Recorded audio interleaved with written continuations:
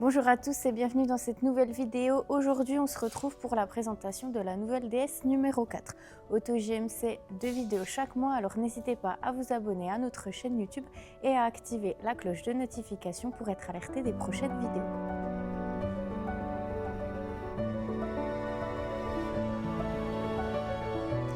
Donc ici, on est sur une motorisation diesel de 130 chevaux et on est en finition étoile Alcantara avec la teinte Crystal Pearl. Alors ce modèle, il faut savoir qu'il a été restylé à l'automne 2025 et donc on a changé de nom.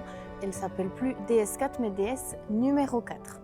Donc en termes de transformation au niveau du design, à l'avant déjà on va retrouver une toute nouvelle calandre qui va être rétro-éclairée. On va retrouver la signature lumineuse accro avec ses pointillés qui rejoignent le logo DS au centre. On a également le badge étoile au niveau du capot et puis bien sûr des feux full LED. Niveau latéral, pas de changement principal. On retrouve nos poignées affleurantes chromées. On va avoir les coques de rétroviseur noires brillantes, l'antenne de toit de type requin, les vitres arrière ainsi que la lunette arrière qui sont surteintées avec l'entourage supérieur chromé ainsi que le monogramme DS chromé également. Protection de bas de porte noire brillante et puis au niveau des jantes, on est sur des jantes 19 pouces dites Minneapolis. Et enfin à l'arrière, pas de gros changements également, si ce n'est que le lettrage qui est désormais plus conséquent avec l'inscription donc DS automobile numéro 4 et sinon on va conserver les feux LED 3D avec le traitement Haikai. Au niveau des dimensions, on est sur 4,40 m de longueur, 1,87 m de largeur et 1,47 m de hauteur.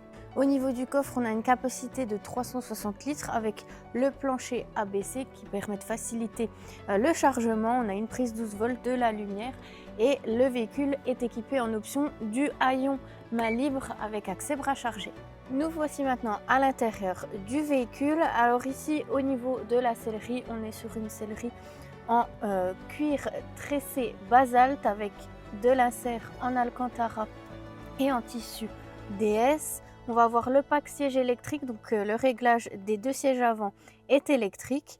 Et puis au niveau du poste de conduite, on va avoir donc nos volants avec quelques commandes, les palettes juste derrière. Et puis la nouveauté dans cet intérieur, c'est notre tableau de bord qui a été agrandi. Et il fait désormais 10,25 pouces contre 7 pouces pour l'ancienne génération.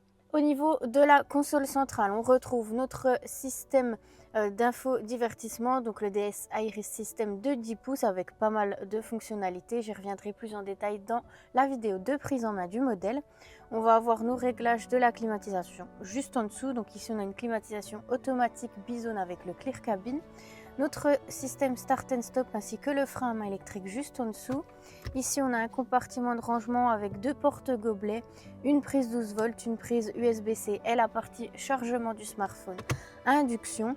On a ôté au niveau de la partie basse de la console le DS Smart Touch qui se situait ici.